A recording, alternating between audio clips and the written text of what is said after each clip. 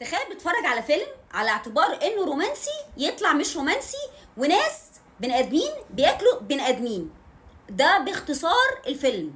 اسمه اللذة القاتلة، موجود على منصة نتفليكس. المخرجة من كتر ما هي شاطرة جدا وذكية خالص قررت ان هي ما بقاش في حوار كبير، لكن في مشاهد وبصرية بتوضح فكرة الفيلم.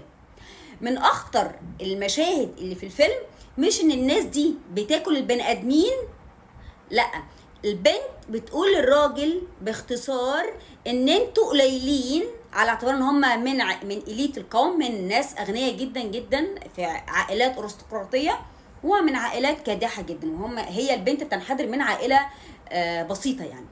بتقول احنا كتير وانتوا قليلين. والمخرجه هنا جابت فكره ان الناس اللي هم الفقراء يعني، او الكادحين، او اللي عندهم بعض الافكار، بياكلوا البني ادمين اللي هم ناس اغنياء.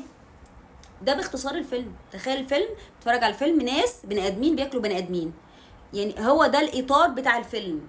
موجود على منصه نتفليكس. مش عارفه هيعجب كل الناس ولا لا، بس انا لما اتفرجت عليه في ابعاد فلسفيه اكبر في الفيلم تخص الفكره والطرح نفسه.